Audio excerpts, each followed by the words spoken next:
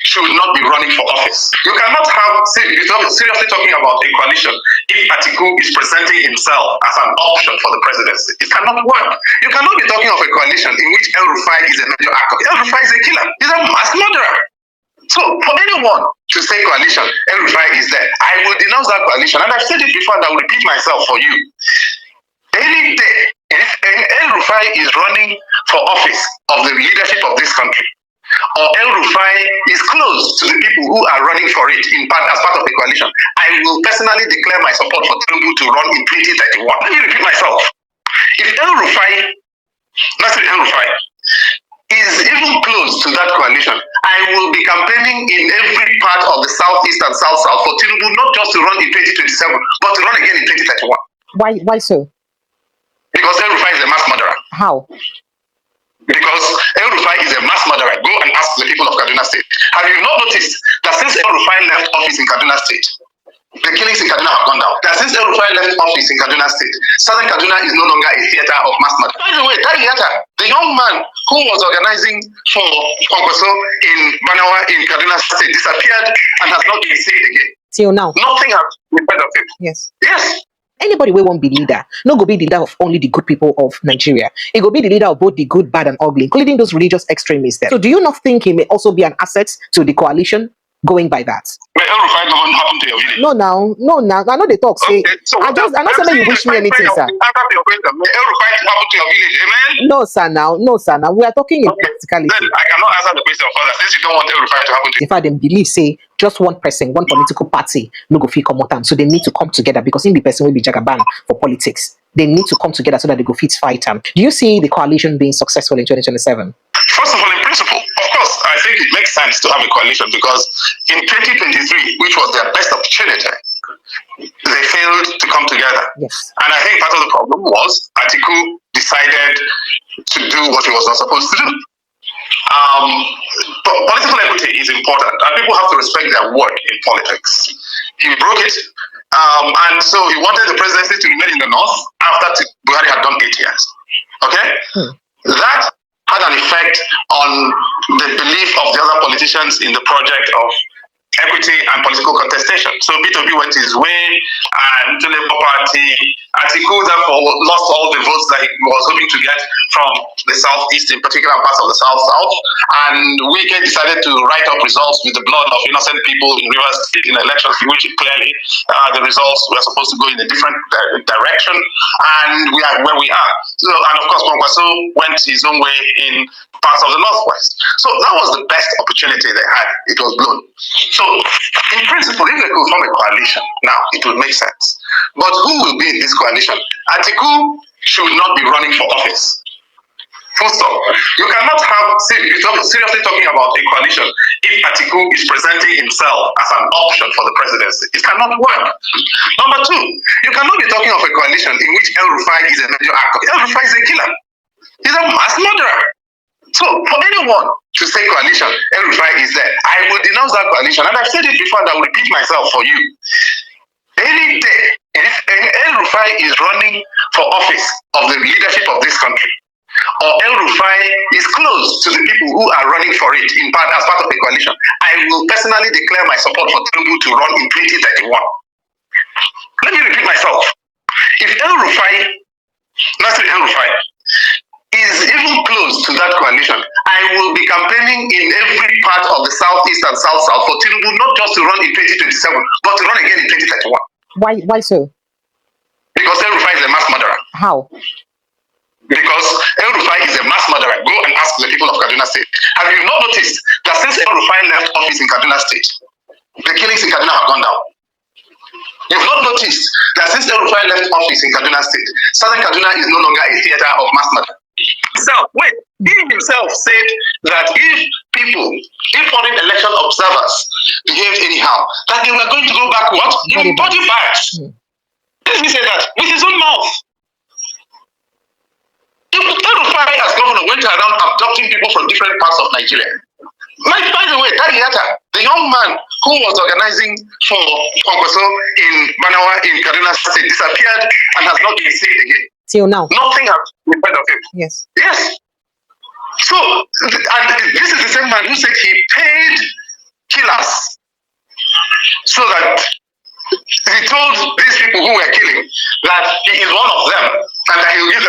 so that they will stop killing. So killing is supposed to be profitable. How is that not a mass murder?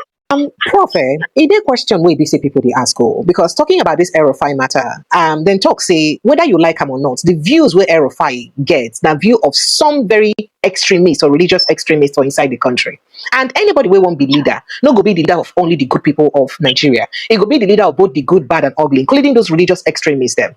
And therefore, they go need the votes of people where get those kind of people that will be extremists to use also following election. And Aerofy go fit help campaign for those people their votes. So do you not think he may also be an asset to the coalition going by that? May Aerofy go and happen to your village? Oh, now I know they talk. Say, Okay, so I not saying you wish me anything, sir. Answer your question. May Aerofy happen to your village? Amen? No, sir, now. No, sir, now. We are talking in practicality. Then I cannot answer the question further since you don't want Aerofy to happen to your village.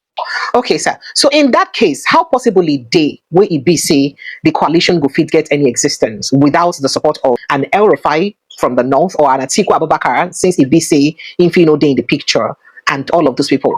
Why how it be say go take happen? And waiting Let to them the sort it success. out for themselves. The politicians will figure it out for themselves. That's all. If they can't, well, Tinubu will be returned in 2027 and all of us will be living it.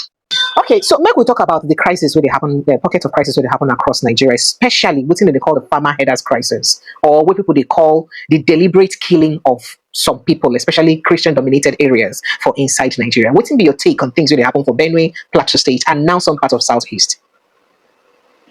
There is no farmer header crisis at this time. There used to be. And when there was a farmer header issue, it was seasonal. Okay? So in the dry season, the herders moved with their cattle and in search of water for grazing and in search of grass. And around that, they would move around and they could have clashes. That was clear. Now, however, what is happening in Benue State, Plateau State, that will not be farmer header crisis. Now, that one a mass slaughter, an industrial level slaughter. I don't know whether you listened to the Middle Belt groups last month when they were saying that the people doing this had depopulated over 20 square kilometers of contiguous territory across 3 states. Benue, Plateau, and Nasarawa State. The old Benue, Plateau State. Yes, yes, that they had depopulated this area and that there was a political strategy to make that part, to so depopulate that place as to make the middle, reconfigure the political demography of the Middle Belt. I don't know whether you heard that. I'm not the person who said this. It is the Middle Belt groups who put it together, who put out the statement. And it was not from a faceless set of people. They actually addressed a press conference, which was very widely covered. So the people who were saying this put their names to it. What have the security agencies done? Nothing. I can tell you I've spoken to at least 2 governors in the Middle Belt. I'm not going to tell you what they told me, but I can say for certain that the theory that those groups put out is not unknown to people at the highest levels of political leadership in the Middle Belt. Why are security agencies they a bit too weak, or they don't want to be proactive in tackling this matter heads on? I cannot speak for the security agencies. They have their spokespersons, but it's not difficult to see what the issues are. One is that conflict is actually very lucrative. Okay? There is no part of Nigeria in which conflict has ended once it starts. Look, if you're probably in the South, or you're from the South, or you're close to the South. If you are, you will know that the Joint Task Force was deployed in the South in 1994. It is still there today, over 3 decades later. It was supposed to be a short-term insertion to help manage a short-term problem. It is still there. Right or wrong? Yes. In the Middle Belt, we had a Joint Task Force deployed. It is still there. It's just been renamed. In the Northwest, Northeast, we had one. It has been renamed. It is still there. Across the country, in every state of Nigeria, the armed forces are deployed in internal security operations. At the moment, over 85% of our armed services, of our troops, are involved in internal security operations. That will tell you that internal security operations have become ends in themselves. There is money to be made off of them. That's number one. Okay? Now, number 2. Nigeria, sadly, ECOWAS, under the leadership of Nigeria, mismanaged the crisis in Burkina Faso, Niger, and Mali. And those countries provided us with a strategic buffer to the Sahel. Since they decided effectively that they were going to leave ECOWAS in September 2023. Of course, the decision became fully effective January 2025, but the real effective date is 16th of September 2023. Since that time, the security crisis in Nigeria, insecurity crisis in Nigeria has risen, and the infiltration of our borders has intensified.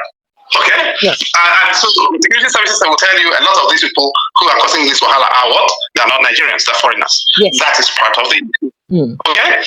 Now, thirdly, of course, there is the whole issue of border management. And now you hear the armed forces saying we need to install fences around our borders. But that's really nonsensical, because the only reason, if you want to install fences, well, it's good procurement. It's a lot of money to put fences across several of those borders. If you go around Nigeria's borders, you know that most of the places are manned. And if you're putting fences, you have to award contracts, you have to procure the fences, the metal bars that you're going to be putting up.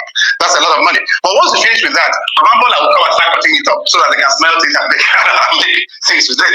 So it's no use. I mean, Mambola, meanwhile, has been smelting up the metal on Second Niger Bridge, and the relics on Port Mainland Bridge in Lagos. So why would Mambola leave unmanned metal in the borderlands of Nigeria in the north? It doesn't make sense. But so it tells you, when these kinds of ideas are coming out, it's either that people want to divert money or people are desperate, or both. Some people don't also look at the possible interference of Western influence. So inside some of these katakata where they happen for the areas and for different areas of Nigeria. Please, Western, every time, Western. Are we not ashamed of ourselves? We claim to be independent. Every time when we mismanage our situation, we say the West has done to us. I don't want to get into it, because what it says is that we infantilize ourselves. We are so stupid, we cannot. It is the West that is doing everything. If that is the case, why don't we just invite the West to come around the country? Are we that stupid? Everything is Western. Western subversion, Western infiltration, Western this, Western that. Why do people then go and take power in Nigeria the way they do? And then the people who take power will come and steal our money and take to the same West that they say is dealing with us. Does it make sense? That is Odinkalu. You see, this is exactly the truth. What he's saying now. Listen very well. This is the problem here. Atiku himself is a major problem of PDP. Was the reason why PDP lost election in 2023. Was the reason why Wiki left him. Atiku was the reason why Wiki formed G5 governors under PDP at that time to work against him. Atiku was the reason why PDP lost election. Atiku was the reason why Peter Obi left PDP and joined Labour Party. This self-entitlement. It must be me. It must be me. No. Because you do not expect Buhari to do 8 years, 8 good years of Buhari. Buhari set this country backwards. Buhari from the north. You expect Nigerians or even your party members to allow power to go back to the north again. No, it was not right. It was not right. That's why they work against you at that time. Now, that one is gone. If you have allowed somebody from the south, you have allowed, as Wike were shouting. If Atiku have allowed them to zone the tickets to the southeast at that time, all of them support PDP. There wouldn't have been a faction in that PDP at that time. There wouldn't have been a G5 governor under PDP. No. Right? Maybe if they have zoned the ticket, I don't know, whoever they zoned the ticket to at that time could be Peter Obi before Peter Obi left, or Wiki, or Amici, right? They would have all supported that person to make sure they defeat Tinubu. Atiku give rooms to a lot of things. What happened then and what is still happening today. What is still happening today? Atiku gives room to this. Atiku accommodate this nonsense. Now people, the party want to treat him fuck off, isn't it? Now back to the coalition. If this coalition, that's why you see this coalition now, until today, they are still at talking stage. They still have not decided. They still have not reached the final conclusion, agreement, and who is going to be this candidate. That's the reason. And Atiku is still presenting himself to be the candidate of that coalition. El-Rufai himself is presenting himself to be the candidate of that coalition. And it's not going to work. If Atiku be the candidate, it's not going to work. If El-Rufai be the candidate, it's not going to work. Nigerians will not vote for them. That is it. Nigerians will not vote for them. El-Rufai, I don't think El-Rufai will want to be vice for Peter Obi. I think Peter Obi is even withdrawing himself or have already left the coalition talk. And Atiku cannot be vice to Peter Obi. Peter Obi cannot be vice to Atiku. That chapter is closed. Peter Obi cannot suddenly become vice to whoever the coalition want to present. Peter Obi cannot be vice to El-Rufai. That one is 0. Peter Obi cannot be vice to Rotimi. That one is 0. So it's not going to work. And all of them, they have this interest. They have same interest. The interest is not for the Nigerians, it's for them. Then, up till now, they still have not reached the conclusion to know what they wanted, who the coalition is presenting. Common goal. There's no common goal. It's just for individual sake. So the only way, and this is the reason why Peter Obi, maybe the reason why he left or he wants to leave. Peter Obi will not want to work with Atiku. Either Atiku agreed on his own to be vice to Peter Obi. I don't think Peter Obi will even accept it, and I don't even think Peter Obi will want to be. We want El-Rufai to deputize him. I don't sure. You see, confusion. The kind of people, the face of the coalition, and with their interest is not going to work. If Atiku have allowed the coalition present another candidate entirely and let Atiku and El-Rufai, let both of them support the candidate to represent that coalition, it could have been better. And that is still the best way to go if they truly want to unseat Tinubu. Otherwise, this coalition go nowhere. Everybody will still have to go solo. And going solo, it will be difficult for Tinubu. It will be difficult for them and probably easier for Tinubu because it's not by vote. Anyways, please share this video. And please, if you have not already subscribed to this YouTube channel now.